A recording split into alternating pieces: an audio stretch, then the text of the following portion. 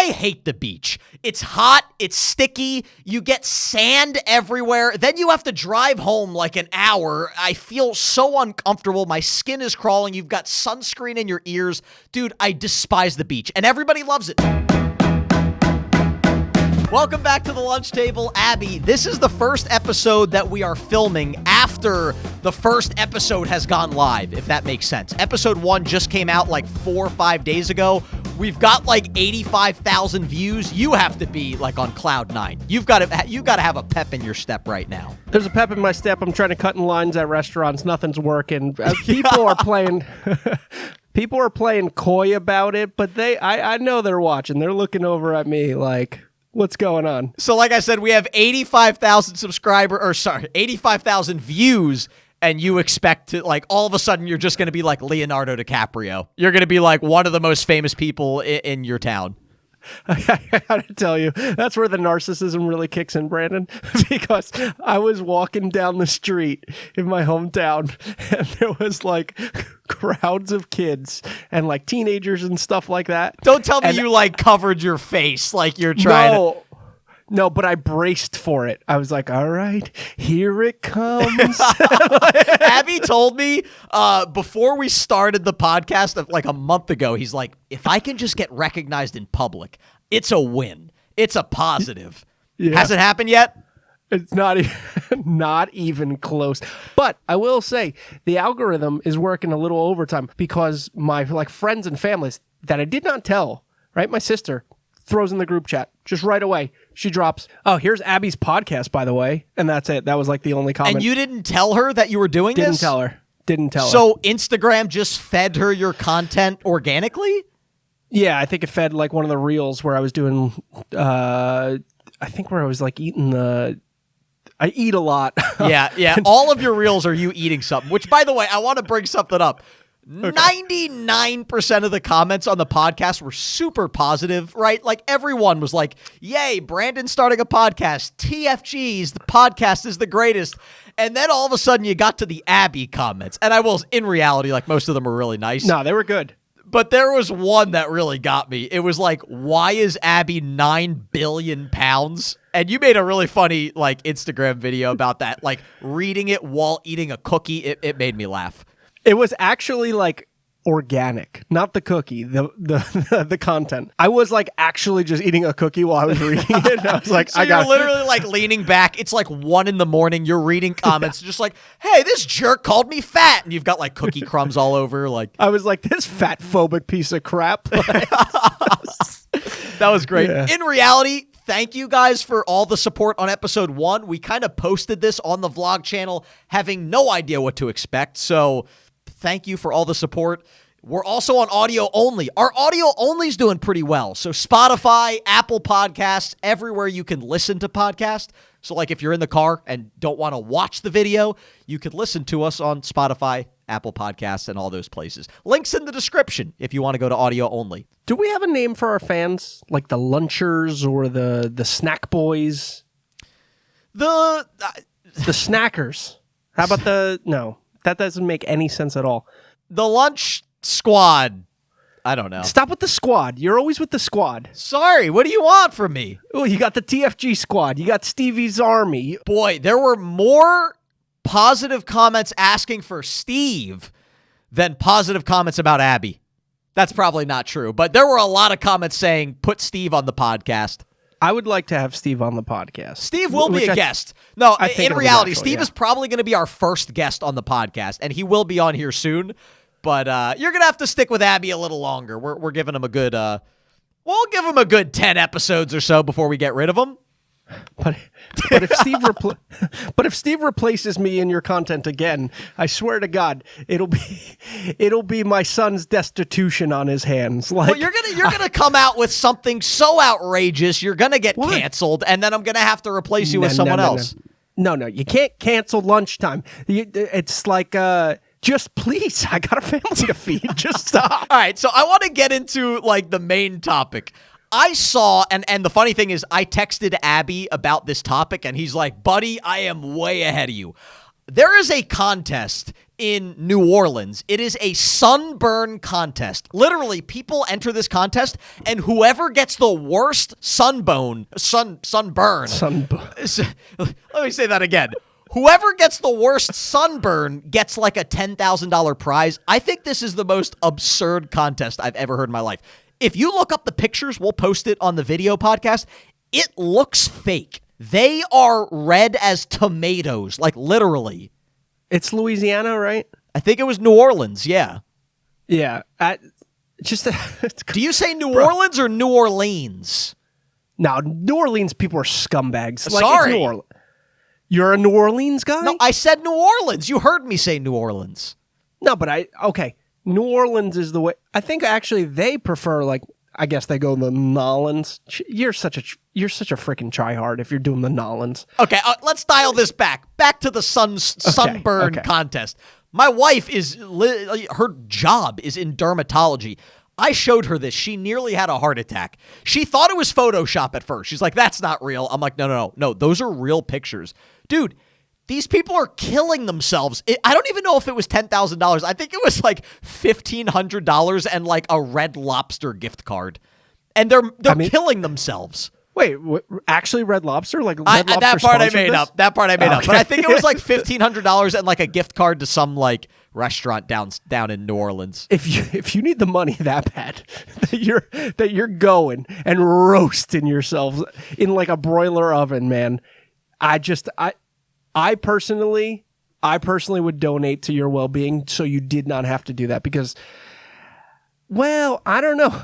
Well, okay, wait. So now that you've said you're not going to do it, now here comes the hypotheticals. I got to do the hypotheticals. How much money would someone have to pay you to enter the sunburn contest and try to win? You can't just take the money and be like, oh, sorry, I lost. Like, you got to go all out. How much money is it going to take? Like, I got to go for broke? You got to try to win. So what are the parameters of the contest? You just sit in the sun until you get burnt, or you have an allocated period of time? I did not do very much research. I should have. But I assume you have an allocated amount of time, whether it's like you have 1 day. I can't imagine it's more than a day. People would die. So it's probably let's just say 5 hours or something like that, or 8 hours. Do you start from do you have to start from a base tan? I almost think it'd be better off to not have a tan. I think you'll burn better if you're like super pale going into it. Like Sam would win that contest over me and you because we're way more tan than her. Oh, Sam would get that Red Lobster gift card in like half an hour. Bam, $100. I don't even have to get the sunburn. Let her do it. To make it worth it, because you will get cancer. Do I have health insurance before I do this? Yes. Like, is TFG Media sponsoring my health insurance? No, this is just you have health insurance through your job. It's okay. Abby right now goes down to New Orleans and enters the contest as it is. You have a wife, you have kids, but you also have health care. Dude, sunburn sucks. And this is not just I went to the beach and forgot to put sunscreen on sunburn. This is severe, like blisters all over your body. No blisters. I'm out on the blisters. I don't do the blisters. Well, but all right, if someone offered you $10 million, like there's got to be a monetary value where you're going to do it. Don't look inside my wallet. $150,000? No, it's got to be less than that. My freaking car stinks. Your car stinks. You have a new car. For you, cheapo. Well, my car's like 15 years old, so you've since your last car, you've got your first corporate job. You've quit your first corporate job. Then I rented an apartment. I got rid of that apartment. I bought a townhouse. I sold that townhouse. A lot's changed since I bought that good old gray Honda Civic. Bought a palatial estate, like you said in the last episode, or I guess 2 episodes now.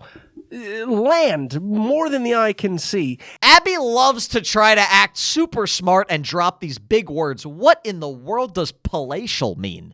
You know what palatial means? I literally don't know what that. I've never heard palatial in the world. I have the worst vocabulary in the world, also, so that doesn't help. Palatial means it's like the opposite of you. No, why would it be fast? Use the freaking context. No, vast with a V. Oh, okay. Okay. Like vast land? I thought that Pennsylvania education was shining right through. You bought a fast house. No, yeah, vast. Yeah. Okay, really I get large. So you bought a palatial estate. Butler, grounds, circle driveway with the fountain. None of this is true. None of this is true. Through all of this, this cheapo has kept this 2015, 14, 13? 14. What's the Civic? 2014 Honda Civic. 2014 Honda Civic. The man stays humble. I respect it, but I don't think it's any level of humble. It's just cheapness. So back to the Sunburn. My number's high. Like you said, you're going to get skin cancer from this. I don't think you're definitely going to get skin cancer, but you're definitely going to get like scars on your body. Like because you're gonna look like a baseball glove by the end of this. Have you ever seen those like old people that have lived on the beach for like 50 years and their skin looks like leather? You're gonna kind of look like that. Did Sam say like you would do irreparable damage? We didn't really talk about it that much, but she was like, you realize you're gonna look like 10 years older in a day. It will age you so quickly. I'm honestly going to say a pretty low number, like $30,000. But I thought you were going to say $30. I'll do it for $30. You know me, I'm competitive. I'll do it for 50. Yeah, 30,000 probably, because we're talking after tax. That's like 17,000. Man, 17,000. I know how ridiculous it's going to sound when I say like 100,000, 200,000, but look at these pictures of these people, dude. They are like zombies after this contest. Are you like an avid sunscreener, or do you just pretend with Sam? I pretend. So all right, here's the thing. If I go to the beach, yes. If I go tubing, we're big. I call myself a river rat, baby. We live near the Delaware River. We go tubing down the Delaware River all the time, and by all the time I mean once a year. I lather up on the sunscreen there. Here's the big one where I don't use sunscreen: tennis, because I'm out in the sun a lot. But the problem is, even like sports sunscreens, dude, it still gets in my eye. Then I toss up the ball to serve. I can't freaking see. Sweat gets in my. I don't do it. But yeah, Sam's always like, "Did you wear sunscreen?" And I'm like, "Oh yeah." How about face lotion? You got an SPF on you? Of course not.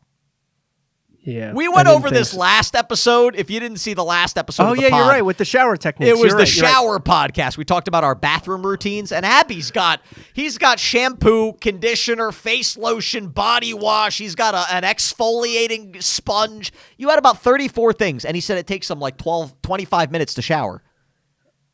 So when it comes back to the beach,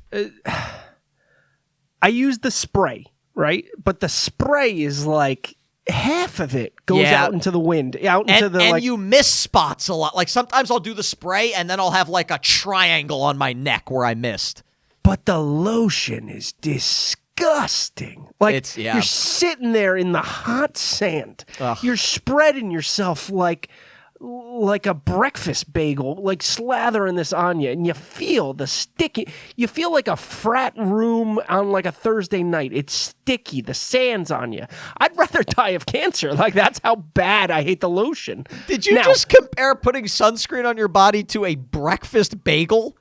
It's dead on. It's dead. It's the greatest way I've ever heard someone describe putting sunscreen on, because it really looks like you're just slathering cream cheese on your face. It's disgusting. I can't deal with it, and I really think the competition would ruin me, both mentally and physically, because, man, a sunburn.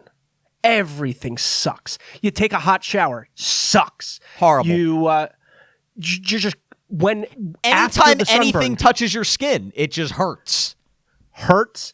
You're sweating from it, and then afterwards, when you're like peeling, you're itchy. Yep. It's the worst. And just imagine this level of sunburn. We've never had a level of sunburn that these people have experienced. Well, they have to go to the hospital, right? Probably. That's a good point. Imagine these people that aren't getting paid to do this, and they're just hoping to win the $1,500 prize, and then you come in second place, and you win nothing except you got like third-degree burns. Congrats on third place. Here's melanoma. Yeah. Wild. I mean, they have to give more prizes than just first place, but if first place is $1,500, Third place can't be more than $50. So let's talk about stupid competitions. Would you do like the cheese wheel thing? You ever see the cheese wheel on the cliff? Oh, they like roll down a cliff? They got to chase the wheel and they go freaking flying through the air. Like every single person on that like competition has to have a spinal injury. Has to be at minimum at least a broken arm if you're lucky. The funny thing about these competitions are usually the prize isn't even that great. I saw one. I think it's the roll of cheese. There was one like 8 years ago when the original Nintendo Switch came out. Or it might have been, no, this was years ago. This is when the Nintendo Wii came out. There was a competition who could chug more water, and a woman literally drowned herself to death. And the competition was just to win a Nintendo Switch. It's like $250, and she risked her life. She lost her life. For you, you've done one of these stupid competitions. What did I do? You did the freaking thing with Steve where you did the sled in the ice. What was that for? Oh, the ice skating one? No, not the ice skating one. The one where you and him dressed up as pirates and went down a hill. So there's a competition in. You always say that like Pennsylvania's weird. This is gonna make us sound even weirder. There's a tradition in Northeast Pennsylvania. They call it the Cardboard Classic. They build a cardboard sled and you decorate it, and then you go barreling down the side of a ski slope. And me and Steve did it. We got chewed apart by the ice burn because we went down shirtless. We were the shirtless cowboys or the shirtless pirates. There's a vlog on my channel about it. It was fun. What do you know about NEPA? I don't know what that means. What? Are you serious? You always do this. I guarantee you 95% of the people listening have no idea what you're talking about. I think all of the Pennsylvanians who are listening to this podcast. Oh, is that Northeast Pennsylvania? Thank you, I don't live friend. in Northeast Pennsylvania. I don't know. I heard you say that, and it sounded like it was something that was going to get you canceled, so I was worried. Of all of the Pennsylvanians, you got the Delco folk, right? Yep. Delco, fantastic people. You got your Philly scumbags. You got your Pittsburgh Yinzers. The NEPA folk, the best. Kayla's best friend, Jen, she married a NEPA. Genius. Now he comes across on the surface as like this bumbling idiot, and then he'll play like a symphony from Mozart, like right in the background while he's chugging a 30-pack of Coors Light. I want to go back to something. I got a super hot take. You know, I kind of think you're going to agree with it, though. We were talking about the beach earlier. I hate the beach. It's hot. It's sticky. You get sand everywhere. Then you have to drive home like an hour. I feel so uncomfortable. My skin is crawling. You've got sunscreen in your ears. Dude, I despise the beach. And everybody loves it. I sound like the biggest old curmudgeon complaining about the beach. I hate it. Ring the bell. Old man yells at clouds. Because do you not hate the beach? The actual beach depends on where you are. Here's the thing. I hate the beach. I love being down the shore. There's a difference. There's a big difference. Okay, I will concede that being down the shore is a big difference. The problem with the beach is the rigmarole of the beach. It's because we're poor. Everything always comes down to, are you rich or are you poor? Because if you have a beach house right by the water, then you don't have to worry about driving home for an hour with sand in between your toes. Is that? Thank you. Yeah, my you're right. My wife's aunt up in Montauk, I wore the hat. She's got a house like a block from the beach. I love going to the beach. My aunt had a townhouse, like not even, it was beach block, but she bought it in like the early 90s. So that it was a townhouse, but it was really cheap. And then they sold it recently because she passed away. Oh man, that was a treasure right there. Because we would go to the beach, we'd walk home, we'd shower, boom. Again, if you can walk to it and you can get back to your house relatively quick, then you don't mind any of it. But that changes everything. It's the drive, the stickiness, all of that stuff. No good, no bueno. Most people who are doing that are like forcing the environment. However, I will say, overall, going to like the shore town is 95% of it. So you can endure the stickiness of the beach. But here's the problem. If you don't have a beach house, like you said, it kind of ruins all the great things about being down the shore. Like, I love the food. I love the boardwalk. I love all that stuff. But if I just got off the beach and I got sand in between my toes, I'm going home because I want to go shower. I'm not doing all the fun things. Like when my aunt had the house, we'd go home, we'd shower, then we'd go to the seaside boardwalk. I'd get myself a funnel cake, maybe a Coors ice cream cone. Ew. What? Seaside boardwalk? What are we talking about here? That's where I grew up going, baby. Jersey Shore, fist pumps. I thought, whoa. Pointy hair. What? I thought, what's it? Manaloki, Lavalette is where my aunt had her house, but that's close to Seaside? Yeah, it's 2 beaches away, but Lavalette only has like a walking boardwalk, so we would go to Seaside for all the, the games and the fun. No, you can't be hitting up Seaside and talking about the fantastic nature of the beach. I'm not a big that is the one thing that you diverted off of. The boardwalk is the worst. Wait, so what do you like about being down the shore if you don't like the boardwalk?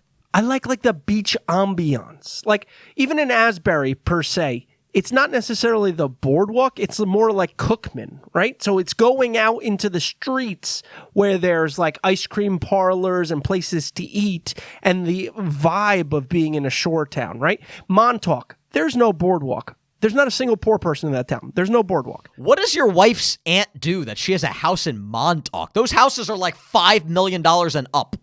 She's not an idiot like grandfather Giuseppe Pizza that you had in the old episode, who had a choice between the Poconos and the Jersey Shore.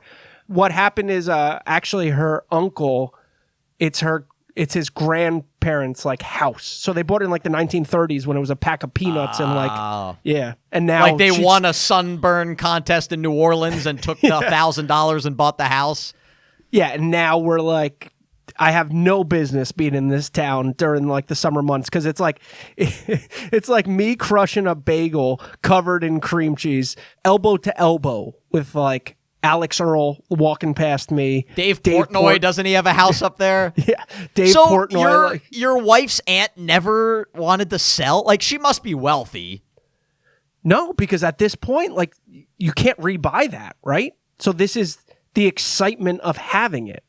You know what's funny? I would have bought that house in 1930 for $1,000, and then I would have sold in 1935 for $5,000 and been like, yeah, I made so much money.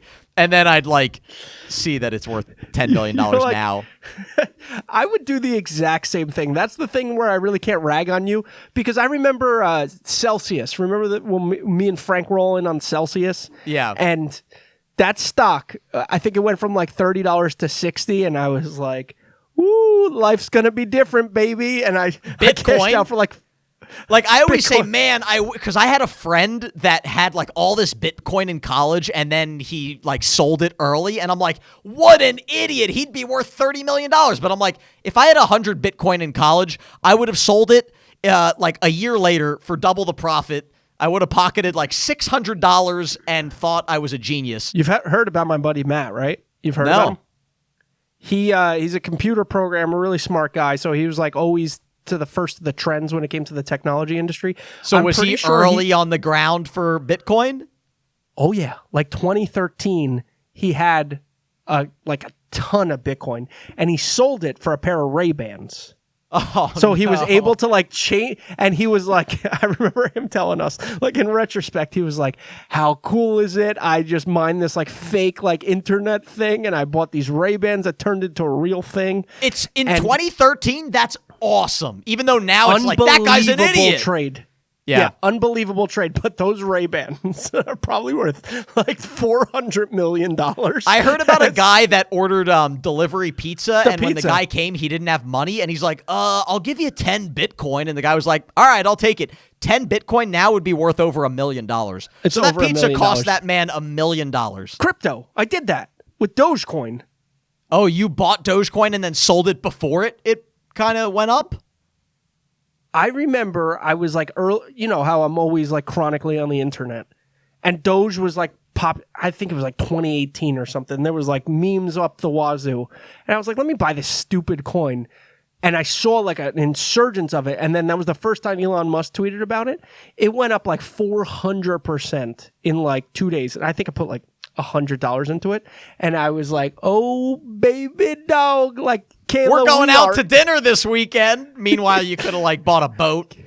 Kayla, life is different just so we can go like to the chart house and get a filet mignon. You dropped the life is different a lot. Like after episode 1 came out, like I said, we got like 85,000 views, which I think is amazing. It's not that crazy. Abby dropped a, what did you say to your wife? You said, I think life's about to be different for us. I think that was your comment. No, first of all, she can attest to this. I walked into her room before the episode even dropped, and I was like, baby. Like, I was being completely serious, so I'm not even being facetious. I was going to say, the way Abby's talking, you're going to be like, oh, he didn't actually say this. No, Abby actually did this. She can attest to this. I like looked at my son, single tear in my eye, and I was like, just like, let's take it all in because life's about to be different. And life's about to be different. We made like $85 on the first podcast. Life's about to be different.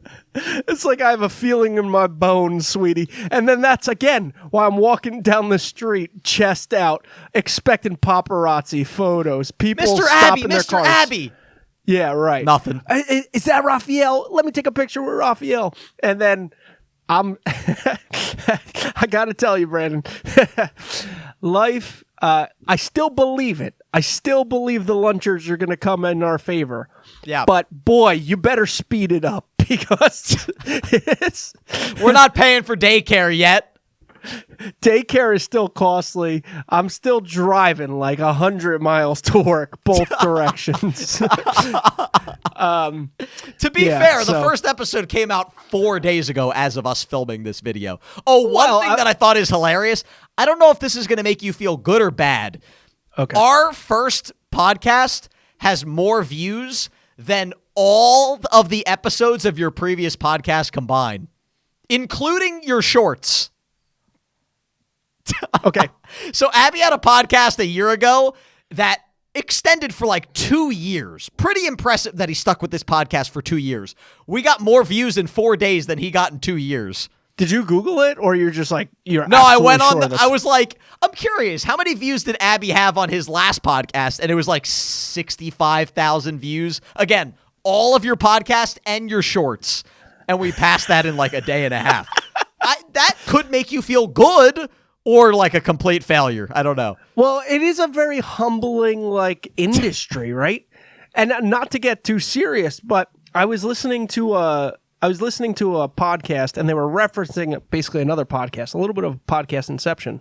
And they were talking about a famous SNL comedian and his like response was, what's the one thing you wish you knew before you were quote unquote famous? And he was like, that you never make it. Like, you will never make it because you're never satisfied. You never feel like you made it.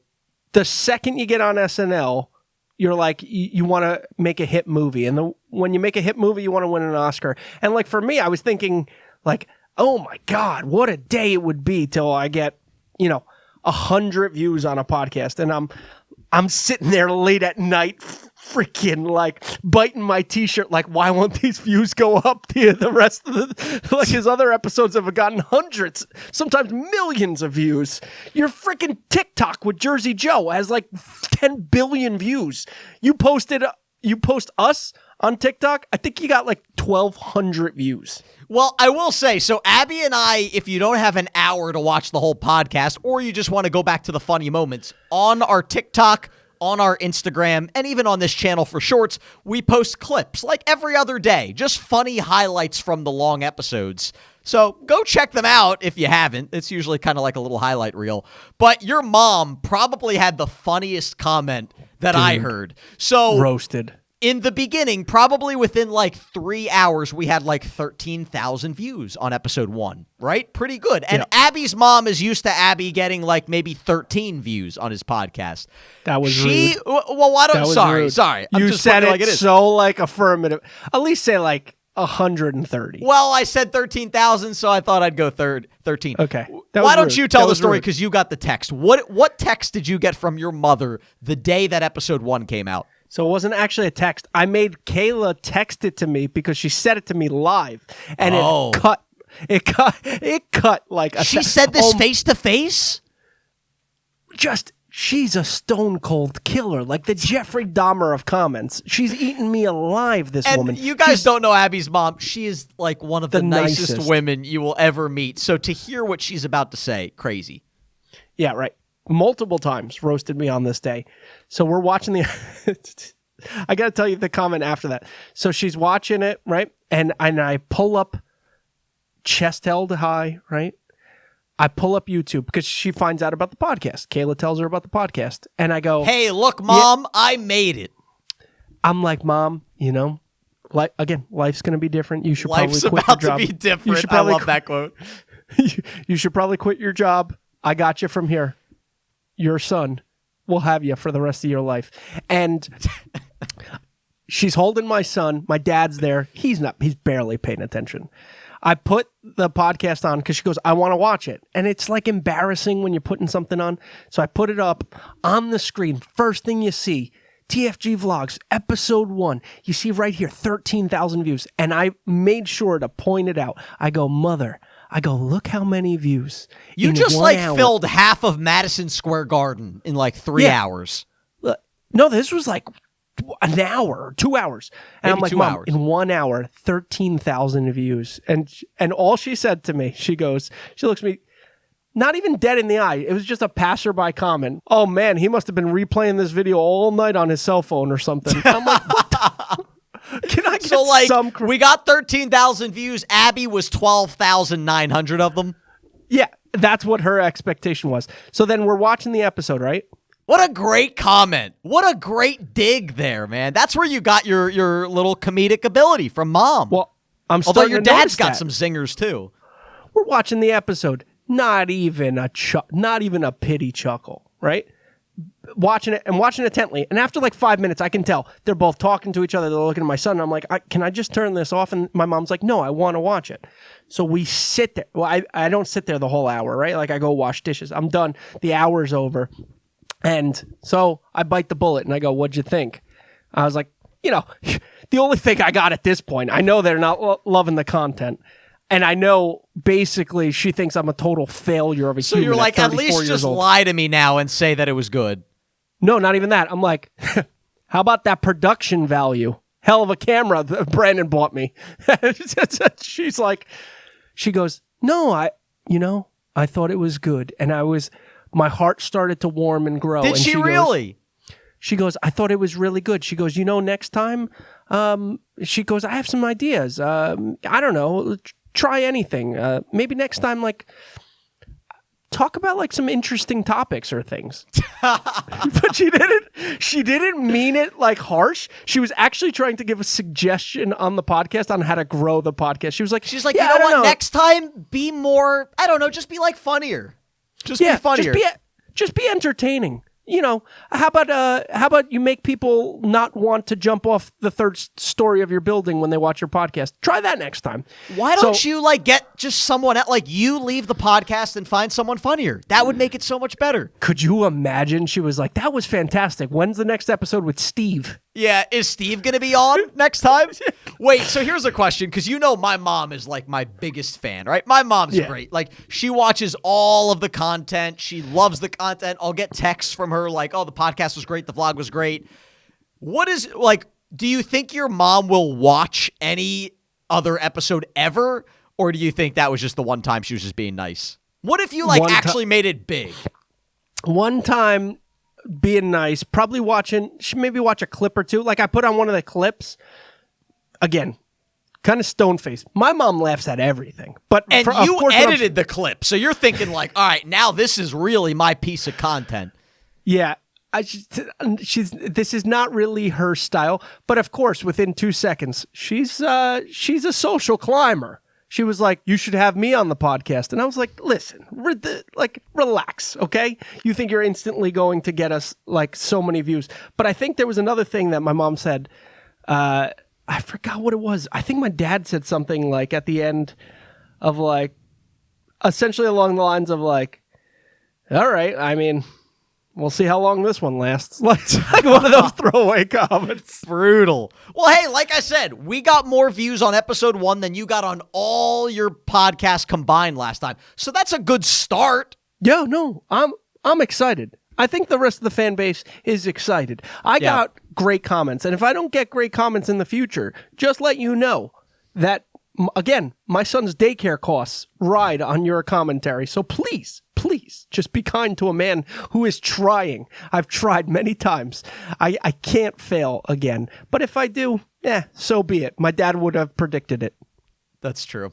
All right, here's another thing that I heard, which I thought was kind of crazy. So I don't know if this is actually going to happen or not, but apparently the penny is going to be discontinued. They're not going to be making any more pennies. So I looked up, how much money worth of pennies do you think there are in the world currently? If you put all the pennies together in the world, what would that dollar value be? US dollars. It's going to be something like atrociously low, right? I don't know. What's your guess? I have the number written down right here. $78 million. So that would be like 7 billion pennies, basically. 7.8 billion pennies. What if I told you there are $1.14 billion worth of pennies in the world? That means there's 114 billion pennies that have been, in circulation. We got to go out finding pennies, dude. Forget about this podcasting. If we find 1% of that, we got like over, $14 million. I got to tell you, Brandon, that's one of the most useless stats I've ever gotten from any human. It's very useless, but come on. There's over $1 billion worth of pennies in the world? I don't know what to do with this information. That doesn't move the needle high or low. I've never thought of a penny ever. I just thought that was interesting. A penny, like literally the least valuable piece of currency, but there's over $1 billion worth of them. Doesn't it cost like U.S. taxpayers like $100 million a year because the penny just keeps on going? I'm pretty sure the penny costs like 10 cents to make. So it's just like it loses money. It's just but so that's a good question in terms of like at this point, right? If they're going to stop minting if rarity is an important thing, I think probably billions of them is not going to help us. It's not going to help. Pennies are going to they're going to discontinue making the penny. Like people are like, pennies are going away. They're still going to be, you're still allowed to use pennies. They just won't be making more. So over time, maybe when we're like 80. Who's on the penny? Pennies will be more valuable. Who's on the penny? Do you actually not know who's on the penny? Is that George Washington or Honest Abe? That's Honest Abe, right? The amount of how you talk down to me and my Pennsylvania people, how you are so much more intelligent, so much smarter, so much more successful, and you don't know who's on the penny? That's got to be the most useless thing in United States history of knowing what person's on what bill. All I care about is, I was going to say, like, yeah, all I care about is the Benjamins, my friend, which is such a lie. The 20 is the best bill, right?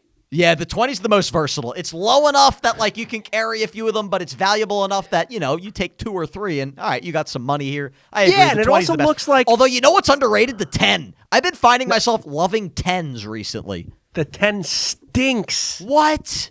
The 5 is where it's at. Oh, 5's good. 5's good.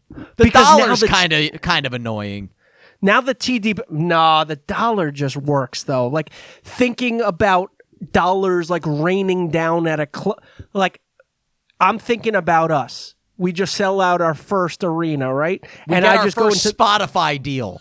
I just go into the green room and just throw dollars up in the air. But to your point, it'll probably be hundreds. So yeah, the dollar is an interesting one. It is a vehicle to a lot of drug use, which I don't, probably people would like. I think they said that like 90% of all dollar bills have drugs on them. Have you heard this statistic? I've heard not just $1 bills, just like 90% of U.S. currency, probably just every country's currency has like traces of drugs on it.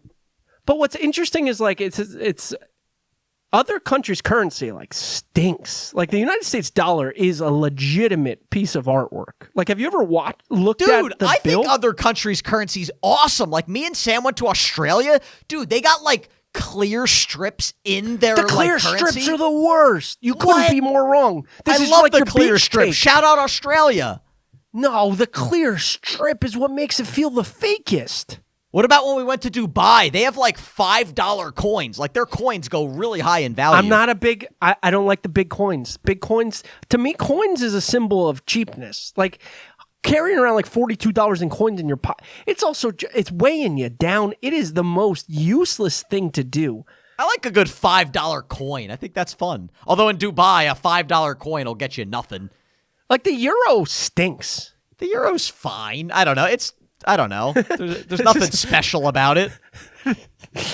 This is the most like clinical conversation that we've had of like OCD or like like the man conversation talking about money on the podcast. Like, what is the best bill, my friend? Yeah. No. Yeah. So back to the circulation of the penny. Rank it. How about, all right, we'll do a little bit of a ranking system, right? Okay. Rank the coins. The quarter is the king of coin, right? All right, so wait. Let's do it. We're going U.S. currency right now. You have penny, nickel, dime, quarter, $50. And I'll give you the dollar coin, too. What's your favorite? The dime, lower ranked than the penny. What? Dude, the dime's cool. It's small, it's thin, but it's 10 times more valuable than the penny. I feel like you've used that same speech to get women. You're like, I'm thin, I'm cool, I'm small. Quarter's best. I'll give you that. The quarter's the best coin. The quarter's elite. The JFK, like 50 cent, is a show off. Oh, I like that one. But it's such a bad coin. It's too big, Yeah. too small. The quarter is just right. The quarter has the ridges in it too. The quarter is unbelievable. A nickel's pretty premium, man. That's thick. The nickel looks nice, but it shouldn't have that value. Like, it makes no sense to me. They should have made the nickel more valuable than the dime. The nickel should be the dime should be in the trash, and the penny should be the dime. All right. That's what you should do. We should throw out the dime. Get rid of the dime, keep the pennies. Because what's nice about the penny, it's the different color. Yeah, you got that copper. It's really nice. It mixes it up. That copper is clean. It's smooth. And you know what? Even when it like mints over, quite literally, and turns into that greenish, like it starts looking like the Statue of Liberty. Yes, exactly. Is there any... Oh, the Sacagawea dollar. How about the Sacagawea or the Susan B. I was going to say the Sacagawea dollar. Yeah, I got one of those. I remember they told us, like, oh, collect these. They're going to be valuable when you're, like, 20. And I went on eBay, and I think it's a dollar coin. I think it's worth, like, $1.12 now. So I gained 12 cents. Who was the frickin' salesman for that map of the United States with all the coins? I fell for it. I got the map of quarters. I had fun doing that, though. I will say I had fun collecting them. I honestly think that coin map of America was like a ploy just to mark every immigrant father in the United States. Because like my dad came home like, this will pay for my son's college tuition. Once we find Idaho, everything changes for this family. Like someone's really going to buy 50 quarters for like $10,000. How long did you keep that? Like how long did you fill out the quarters? It was probably like 5 years. I never got all 50, but I probably did it for like 5 years. Nobody has ever gotten all 50. It reminds me of like the McDonald's bingo game or the McDonald's Monopoly game. Well, but it's funny because it was like real U.S. currency. You know the story like such about a that, weird right? game. You know the story about the Monopoly, McDonald's right? Monopoly was rigged. But do you also know why that was like not talked about enough? Yeah, or no, why? The Taliban. What? Yeah, 9/11. What does that have to do with McDonald's? Oh, when that story came out, 9/11 happened? Right after that was like 9/11. Like the story broke and it was like McDonald's $20 million laundering scheme and down goes the South Tower. It was like all over. And then everybody forgot about McDonald's scandal. Every single person forgot about it until that HBO documentary like 20 years later. And it was like intricate mob family, like ties to everything. Crazy. It was that. That's a good story. And the Pepsi jet. What's the Pepsi jet? About Pepsi? You don't know the story about the Pepsi? I think it was Pepsi or like Pizza Hut. They advertise basically like if you collect all of this. Now, one of those two companies is going to be really upset. Either Pepsi or Pizza Hut. Honestly, it could be a completely other company, and now Pepsi and Pizza Hut are going to hate us. No, it was a whole documentary about it. I think it was Pepsi. And it was essentially saying like, if you collect this item, right, we will have to buy you a fighter jet. And some guy did like the math, and to get like all of the items that they needed to do would just cost him out of pocket like $300,000. And he was like, okay, I'll buy that. A fighter jet costs way more. And then he like went to the Pepsi headquarters and he was like, where's my fighter jet? And they were like, we don't have a freaking fighter jet, you lunatic.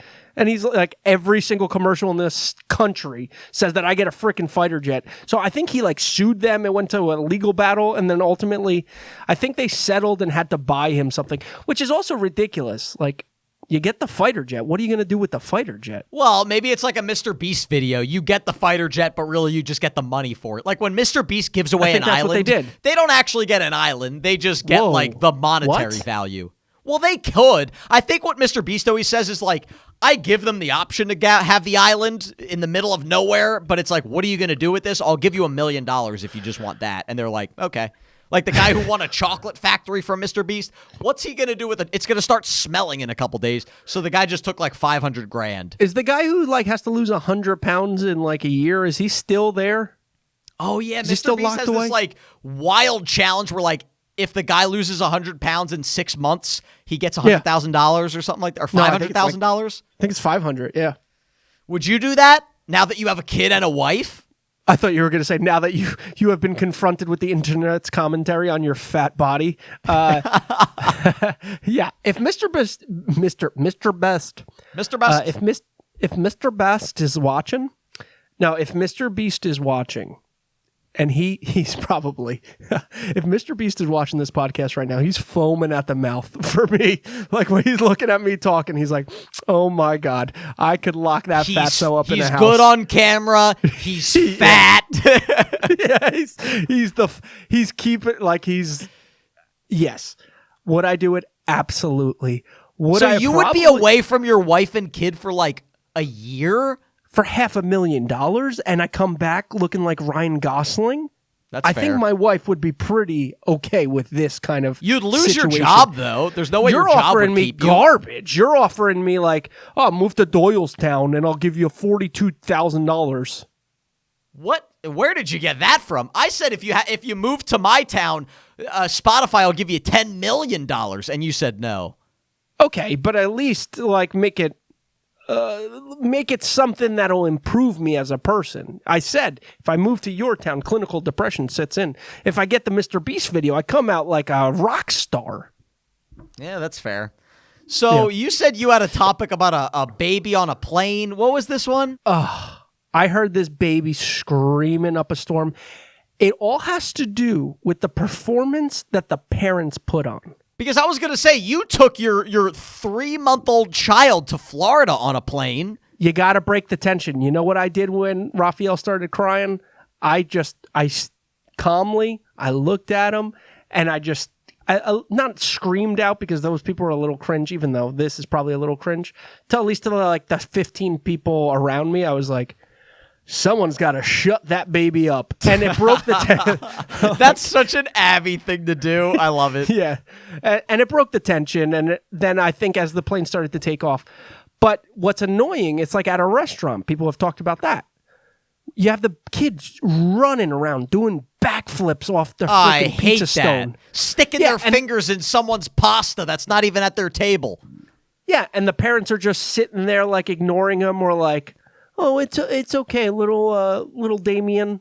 Yeah, I don't blame the kid. I blame the parents. I have a rule. If you have a kid, you're not allowed to bring them on a plane until they're 5 years old or older. I want my child to be in the school system before they are in the air, okay? Because I am not taking a 1-year-old on a plane. It's going to be miserable for me. It's going to be miserable for my wife. It's going to be miserable for the child. And it's going to be miserable for everybody else on the plane around me. 5 years old minimum to be on a plane. The airline services have to figure this out. And it's not first class versus like economy. What they have to do, very simple. It should be kids, non-kids. Like smoking, non-smoking. So put like them half in the back or in the front, or like it's designated for parents and parents with those kids. Correct. And they can just like drop like a divider in the plane that soundproofs the rest of the plane. Okay, if they're going to do that, that's totally fine. But see, that doesn't even solve the problem. I would be miserable if I had my own 1-year-old on a plane. Oh, have you ever seen those babies crying? The parents are like just disheveled for like 5 hours going to California or wherever that you're flying. 5-year-old minimum. If my child's not in kindergarten, he or she is not flying on a plane. It's probably not going to happen. I will probably break that rule. I didn't fly on a plane until I was 11. Yeah, but both your parents are teachers. Like, where were you flying? You're acting like, oh, my parents had private jet money flying through Saint-Tropez, and my parents did a service to the United States of America to keep me at home. We went to Disney World when I was 11, and that was the first time I was on a plane, and I was fired up. I woke up at like 3 in the morning. See, you think your 4-month-old baby was excited to fly? No, he was probably terrified. Depends on where you're going. Disney World, if you're going to Disney World and you're expecting a kid to freaking, like, for your plane to be completely silent and you're an idiot. If you're going to, like... Again, like I said before, if you're going to Saint-Tropez, it's a sexy vacation, or you're going to like Vegas or something, like hanging out with your friends. Yeah, then a screaming baby's got to be miserable. It all depends on the like end destination. If you're going to Busch Gardens to fill up on fried butter, who cares if the kids are screaming on the flight? Grow up. I don't know. I say that half joking, but kind of serious. I don't think I would take my child, unless we had to. Like, let's say there was an emergency and my parents are in Florida and are dying. Yeah, I'll take my kid on a plane. It's an excuse but, like, for you. Just for a vacation, I don't plan on taking my kid anywhere other than, like, the Jersey Shore for the first 5 years. They're not going to remember it anyway. What vacation do you remember before you were 5? You are such a cheapskate. You're doing this for two things: to save money off vacations, and so you don't have to leave the house so you can edit videos. Like that's fair. You want to go on national television and act like a hero, Brandon? That's fine with me. But I want everyone to know who's listening that it's rooted in complete selfishness. The real answer is I don't want to buy a plane ticket for a 1-year-old. Is that the real reason? Yeah, you're agoraphobic and cheap. That's the reason. Dude, I don't know. I've seen so many crying babies on planes, and the parents just look miserable. Why not just go to the Jersey Shore until they're 5? Let's talk about planes a little bit. I know that we're getting towards the end, but I think it's an important segue. What? You've done it now, right? You've made it, regardless of what your Honda Civic says. First class, is it worth it? Like, because then I could say, this is what I've always said about like not flying first class, besides absolutely not having the money for it. I don't fly first class. I never fly first class other than that one time for the video when we went to Dubai. But I've never flown first class just because me and Sam are on a vacation. I thought Australia with Sam, you went first class. No. When Sam and I went to Australia, I paid for the extra leg room in economy. That was how I treated my wife for like our honeymoon. I'm like, baby, we're having 4 extra inches of leg room. Yeah, I did that. You're like Samantha. We made it. You know what, Samantha? I'll let you bring a carry-on. Don't you worry. It's our it's our honeymoon, no, baby. We Treat did the yourself. extra leg room, and it was nice, but the only time I flew first class was when, actually, me and Abby went to Dubai, and that was, like, first class to the extreme. I had, like, my own pod. I got served literally caviar. I was like, can I just get chicken fingers because I don't like caviar? I was so out of place. But, I mean, that was amazing. But, like, first class on, like, United Airlines to Miami is not going to be like that. I've always been a proponent of like slumming it for the flight, just saving that money just so you can get like that extra shocker to the comments, but get that extra meal when you land, like that extra appetizer. that extra I thought you were dessert. going to say nicer hotel. No, you're talking No, but extra honestly, meal. nicer hotel.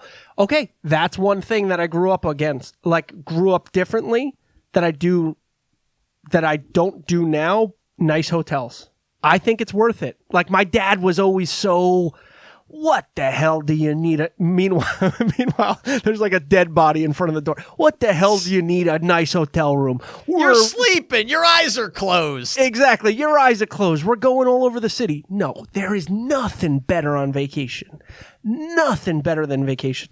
After you spend the morning at the Sagrada Familia and you walk downtown, you get a good lunch and you come back after a hot, sticky day in the middle of July and you get into those beautiful bed, like a beautiful room. And I'm like, listen, a decent tier room and it smells nice and everything's all put together, and you sit on a bed that's like made from clouds, and you just put your head down and you're like, oh, this is going to be the best nap of my life. And that is what vacational is all about. Well, Sam and I got like an American. It's funny enough, I got this card for the Dubai trip, but we got an American Express like platinum card, and we get like free hotel rooms. And I will say, it spoiled us because we got a few like nice, not crazy hotels, but like 4-star hotels. And now I'm like, I don't want to go back to the Motel 8 because that's what, you know me. I used to always go the cheapest of the cheap. Now we're spoiled, and yeah, we usually spend a little bit more to get a nicer hotel room. Way more worth it than flying first class. Flying stinks anyway. Just like you said, schlep it in economy, and then once you get to your vacation, then enjoy yourself. Brendan, for my baby moon in Montreal, ruined hotel stays for the rest of my life. I was also reading the reviews. What's a baby too. moon? So you and your wife took a vacation before you had your child? Oh, that's a big thing. That's a big thing, fella. Yeah. It's really? one last hurrah for the parents, but the baby moon's tough because it's not like you can go freaking hiking in the Swiss Alps. Like, you have to do something relaxing. How pregnant was your wife? Pretty pregnant, like 7 months pregnant. Oh, so you went like 6 weeks before your baby was born. No, it was probably like 10 weeks before the baby was born. You should do the baby moon like when you find out she's pregnant. So like she's still, no? I don't want to talk about the problem with infertility, but that's a risky proposition to be celebrating. You go to Montreal and then things don't turn out. Yeah, I can see that. And then you have a real turn for the worst. No, so we went to, and I'm reading the like reviews online. They were like, not up to the standards of the hotel chain. And I was like, it's going to be nice. Like, let me book a 4 Seasons. But then you're reading these reviews and you're like, this does not fall under the 4 Seasons category. Like, this is essentially a Motel 8 for the 4 Seasons. And it was still amazing. Yeah, I was also thinking like, wow, the fact that I can sort of semi-afford this is probably going to be a crap hole. And you get there, like valet, they take your luggage, they bring it to the room, they hand you water like right away, they offer you some champagne, they tell you everywhere to go in the city. If you haven't gotten reservations to this restaurant, let's call the concierge, we'll get you the booking to this, like the best restaurant in Montreal. It was unbelievable, my friend. And then it's hard to go back to going to Motel 8. It is one thing, another reason why I have to make it here, brother, because now I've given Kayla that champagne taste and I can't take that away because I will be divorced and my whole life will be ruined. All right, before we finish out the episode, we promised, and the reason why we didn't do it in episode 2 is because we still didn't release the first episode, but we promised every episode we're going to be answering one question or one funny comment from the crowd. And if that turns into a clip, and that clip goes viral for, what did we say, 2 million views, you will get a t-shirt. So in the comment section, post your funniest questions. Like I said, they have to be funny. They have to be thought-provoking or else we're not going to pick them. Abby, you had a really funny one that we're going to talk about. Shout out the username and say the comment. Well, you're really putting me on the spot here, fella. Glad you're ready. We talked about this in the beginning of the podcast. I sent it to you thinking that like... you sent it to me? Okay, the host. It was from Alec or Al Oak Gaming. What would you guys do if the zombie apocalypse started and you had 5 hours before it reached both of you? It's pretty good. That's a good question. Man, I feel like we can make a whole podcast out of this. Yeah, right. I would... All right, so I only have 5 hours. Yeah. Oh, my gosh. I feel like I need more time to think about what I want to do, but I don't have time. So, I only have 5 hours. So here's the question. Are you prepping for survival or are you prepping for death? Like, what are we doing here? Like in are those you just 5 hours? living up your last 5 hours? And correct. Like, I'm going to have the greatest 5 hours of my life and then get eaten by zombies? Or are you going to try to survive? Yeah, like cheesesteak, watch the last 20 minutes of Titanic, have a nice cry in, say goodbye to your family, film a tape for the future, for like the rest of civilization. Again, go into get your favorite flavor of Ben & Jerry's, have it, or... do you board down the house? Do you call your crazy Albanian neighbor and be like, it's time to gear up. Like the apocalypse is coming. I'm fighting, baby. So me and Steve did that video where we counted rice, and I currently have like 150. Steve didn't want the rice. So I have like 140 pounds of white rice in my house. So we're eating for like years off of that. So me and Sam, dude, I'm battening down the hatches. I am hiding in my basement. I got a TV there. I got a tennis stringing machine. I got some workout gear. I'm hiding down there, and baby, I am eating white rice every day of my But do you life. start running? Yeah, you're right, because they're going to be able to get into the basement. Because that's the problem is if you quarter yourself, like you've ruined everything. See, you've never thought about this. You've never had to deal with this. Yeah, that's what I'm doing. I'm calling all the characters in my life. I'm calling Rambo. This is literally what we call the guy. I'm calling Rambo. I'm calling some of my smartest friends. I'm calling Dibus in Old Hickory. I'm calling Dibus. I'm getting the Albanian. We're loading up his work van, right? We're getting into the work van because the work van has weaponry on top of probably the weapons that he has in his own house. You got the saws, you've got hammers, you got everything, and we're going like You're going to war. No, we're trying to go as far away as possible. I was going to say, is it a wave of zombies and then they go away, or do they just take over the world? Because if it's a wave, I'm picturing I'll it's hide like somewhere. No, again with the hiding. What? Because the hiding, if you get caught, right, you're done. Yeah. At least if Dude, I'm on the run. If I have like, 5 hours, I could like dig a hole in a giant forest, and there's no way they would find me. Are you stupid? What? I feel like What zombie. are the chances they check some random forest? Well, how many zombies are there? I don't know. I mean, if there's 1 billion zombies, then It's we're all literally dead. called the zombie apocalypse, you moron. So everyone's dead, basically. This goes back to like the vocab lesson we had before. You're like, oh, apocalypse. I thought you said There's like 12 zombies. I always thought apocalypse meant like there was like 15 people coming to visit the house. I don't know, man. It's so stressful to even think about. Like, I don't even know where I would begin. But that's what I'm saying. Then just wrap up shop. Give your wife a kiss. Watch. What's your favorite movie? Turn on one of your favorite movies.